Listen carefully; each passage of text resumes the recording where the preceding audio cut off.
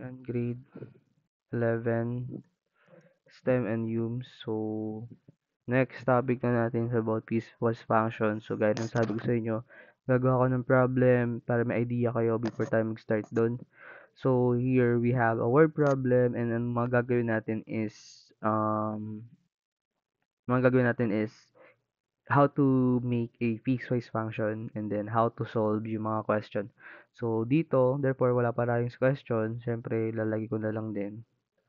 So number one question is ito. Number one question is how much is the delivery fee for 4 kilometer? So dito naman, second question is for 15 kilometer. And for number 3 question is for 25 kilometer. So first, basahin natin yung problem. So we have a delivery company charge based on the distance of delivery from its warehouse. So for the first 5 kilometers, they charge 50 flat rate. So ibig sabihin nun, from first 5 kilometers. So ibig sabihin, 0, starting with 0, syempre, so 0, 1, 2, 3, 4, 5, that is 50 pesos.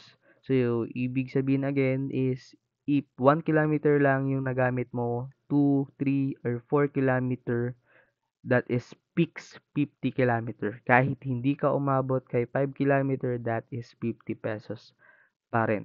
Next, beyond 5 kilometer up to 20 kilometers.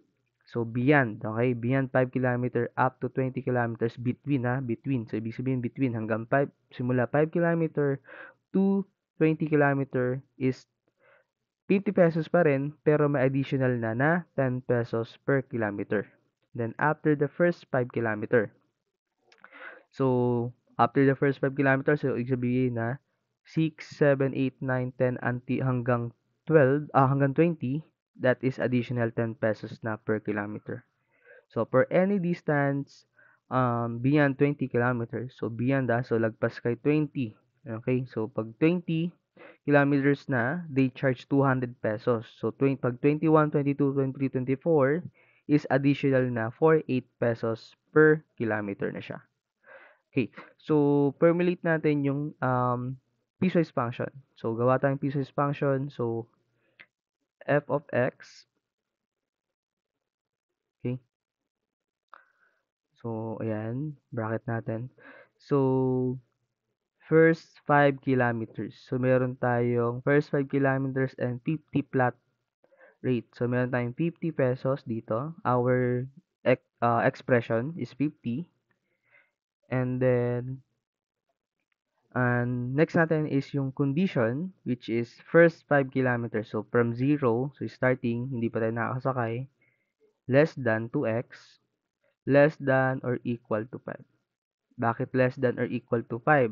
Kasi nga, hanggang dun lang tayo, which is included si 5.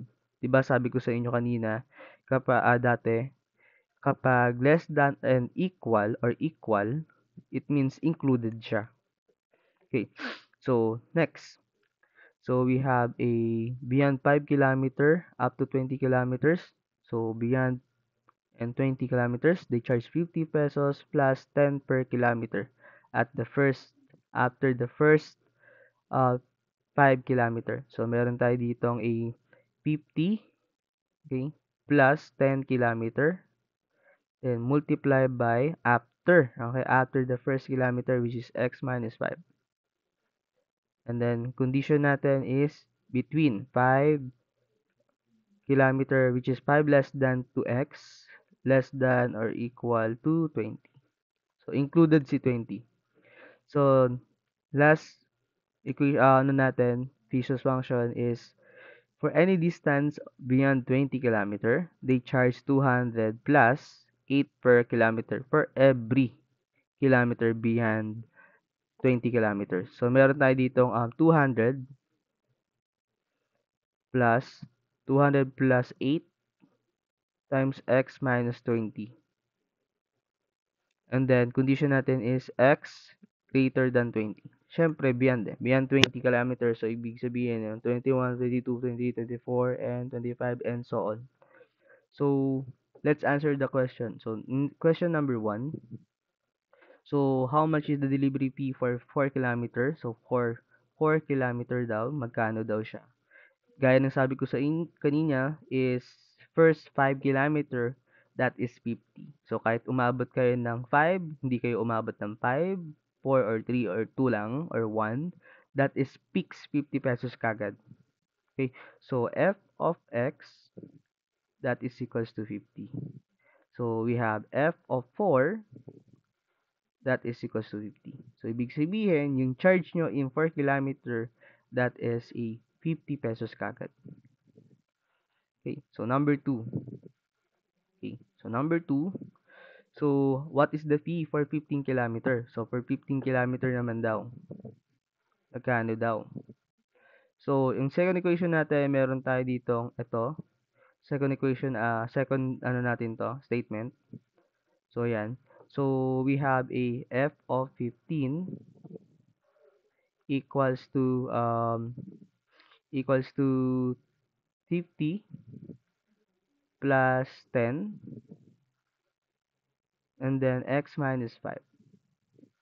So, we have a f of 15. So, 50 plus 10, okay, 10, then 15 minus 5. So, f of 15,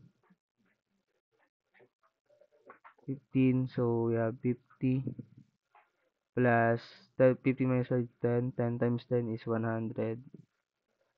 Therefore, f of 15 is equals to 150. So, dun sa 15 kilometer, meron kang 150 pesos na amount na babayaran. Okay. So, next sa number 3. So, number 3, what is the fee for 25 kilometers? So, for 25 kilometers, so again, ito yung third statement natin. So, number 3. So, number 3, we have a 25 kilometer. Right? 25 km. How much do yung babayaran natin dun? So, we have f of 25 equals to 200. 200 plus 8 times the quantity of 25 minus 20. So, ayan. So, f of 25 equals to 200. So, 25 minus 20 is 5. And then, 8 times 5 is 40. So, we have f of 25 equals to 200 plus 40. We have 240. So, for 25 kilometer, you need to pay for 240 pesos. So, yun lang yung piecewise function. So, technique sa piecewise function is basahin niyo each question. So, mag-underline sa mga given para at least hindi makalimutan, and then balikan yung question and balikan ulit yung problem. So, yun lang. Thank you. And then, yun, isesend ko to. Isesend ko yung picture na to, and then yung video din, syempre. Okay. So, yun. Thank you.